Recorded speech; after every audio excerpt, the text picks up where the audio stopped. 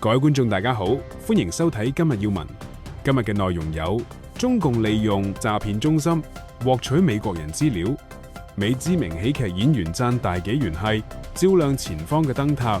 日本議員讀為什麼會有人類，深感震撼。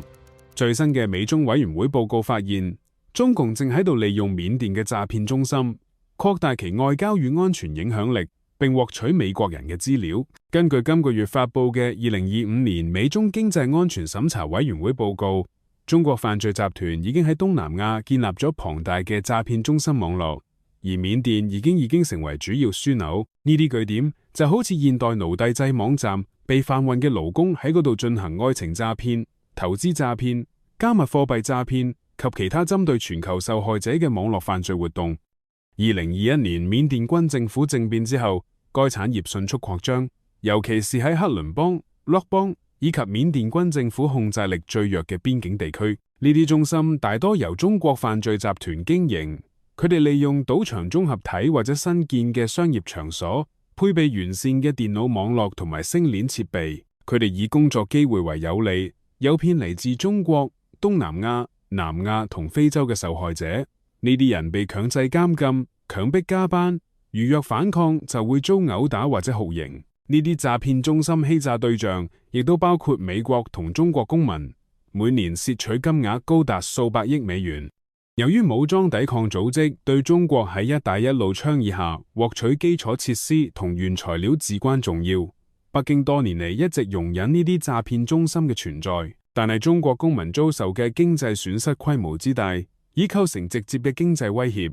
促使北京向佢嘅盟友軍政府施壓，要求關閉呢啲詐騙中心。犯罪集團已經將目標從中國公民轉向美國人，呢個令到佢哋能夠賺取更多嘅利潤，同時減少嚟自北京嘅壓力。2024年，中國報告嘅詐騙損失下降咗30%，而美國嘅損失則上升咗40%。喺中國主導嘅打擊行動之後，Shrek-Coco 嘅犯罪集團開始招募精通英語嘅工人，針對美國人同歐洲人。呢啲詐騙中心背後嘅中國犯罪分子同中國共產黨建立咗聯繫，有啲公開，有啲則隱瞞，透過支持緬甸嘅一帶一路計劃，並喺海外傳播中共嘅意識形態。呢啲詐騙頭目已將佢哋嘅犯罪活動變成咗北京外交同埋經濟擴張嘅工具。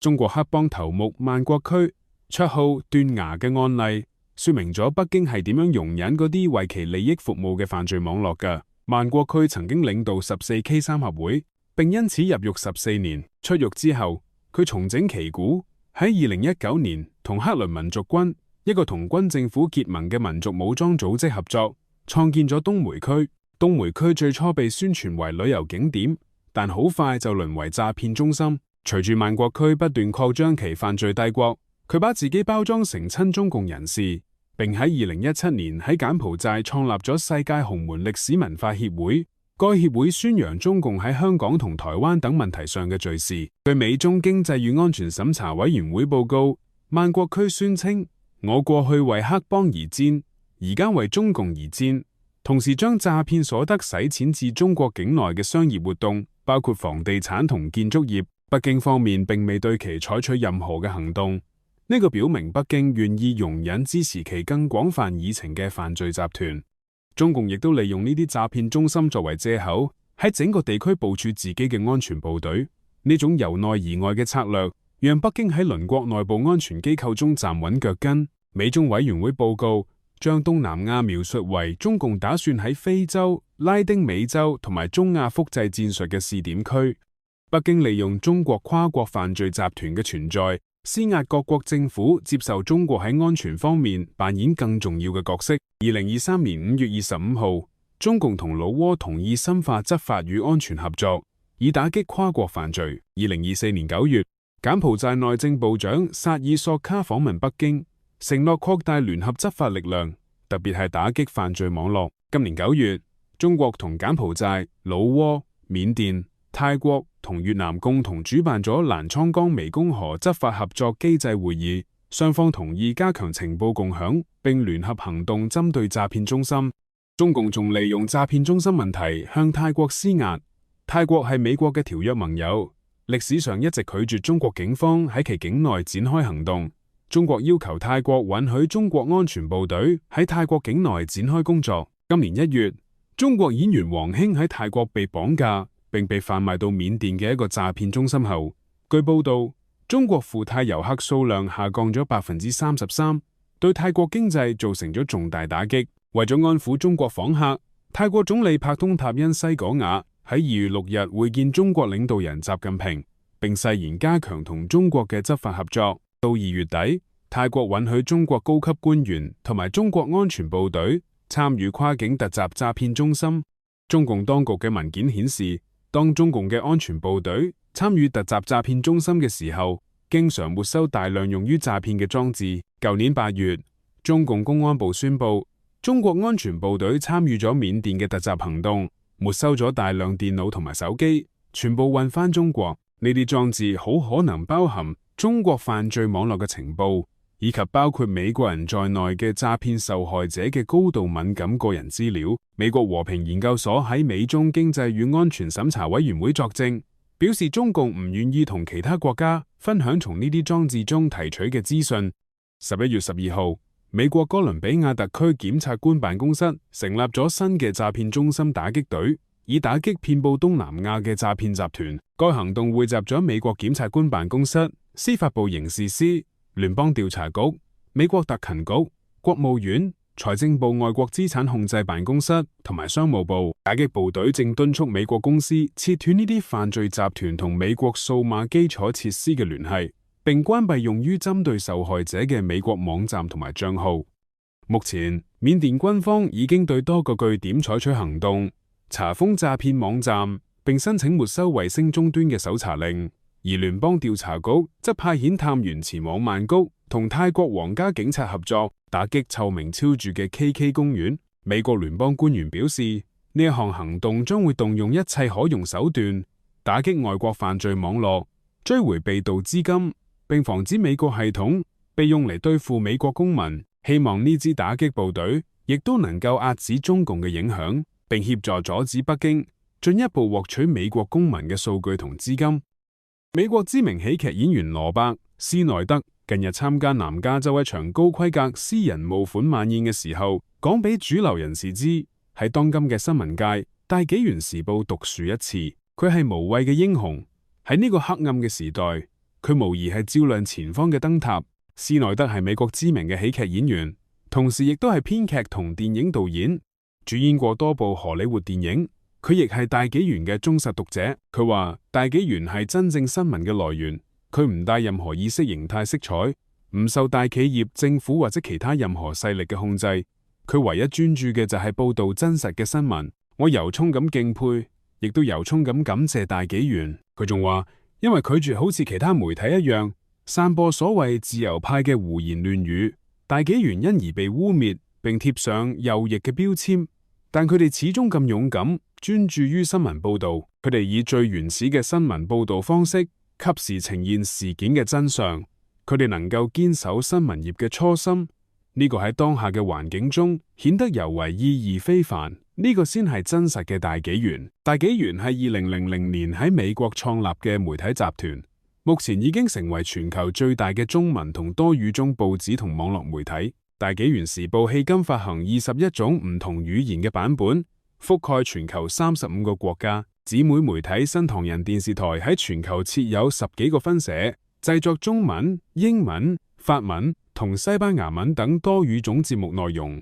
為全球數千萬觀眾提供新聞信息。因為秉持真實客觀報道新聞，大紀元媒體集團已經成為各國讀者了解資訊嘅主流媒體。今年3月，商業同技術出版物全球光輝評論評選出全美最值得信賴嘅20間公司，新唐人電視台榮登榜首。英文大紀元 The Epoch Times 同英文新唐人電視台 New Tang Dynasty Television 早已晉級全美主流網站前100名之列。如果你想獲得一啲唔受政治同意識形態左右、唔受大企業操控嘅資訊，如果你想閱讀唔偏頗、唔為某個黨派政策代言嘅真實新聞，但我就推薦大紀元時報。斯內德話，斯內德仲對大紀元媒體集團嘅員工表示感謝，你哋正喺做緊重要嘅工作，你哋所做嘅事意義深遠，我真心認為你哋嘅工作正喺改變世界，因為你哋以客觀公正嘅方式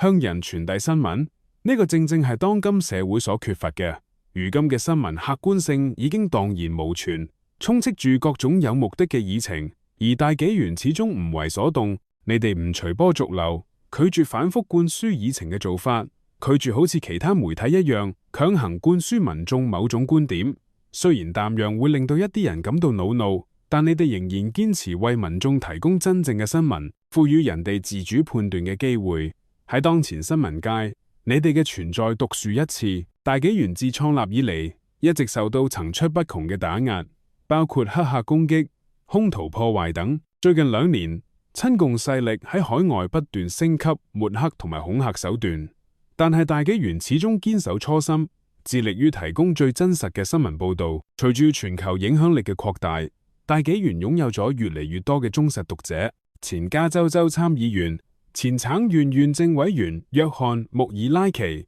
亦都表達咗對大紀元嘅讚賞。佢話：當前嘅媒體文化已經演變成以激進內容為主，能夠有一個唔隨波逐流嘅媒體聲音實屬難得。大紀元時報提供咗準確嘅新聞並保持中立。當然，全美各地有好多唔同嘅媒體，但如果你需要從宏觀層面獲取可靠嘅新聞，咁大紀元絕對係首選。法輪功創始人李洪志先生嘅文章《為什麼會有人類》，自2023年年初問世以嚟，已經被翻譯成53種語言，喺國際社會引起反響。日本豆子市議會議員遠山自章喺拜讀文章深受震撼同埋感慨。佢話呢個係創世主嘅期盼，自己從中獲得咗勇氣同信心。佢仲話文章中內容從未有人對我講過，亦都冇喺書本上讀到過。佢讓我驚訝嘅同時，亦都讓我陷入咗深深嘅沉思。我明白咗生命或者靈魂唔會因為肉體嘅死亡而消亡嘅道理。我理解人越喺艱難嘅情況之下，越要保持一粒善良嘅心。喺艱難嘅環境中，如仍能夠保持善良嘅心，先至係真正嘅修行。我經常面臨艱難嘅處境，文章俾咗我極大嘅勇氣同埋信心。遠山自章認為，積德行善係創世主嘅期盼，亦係人來世嘅理由之一。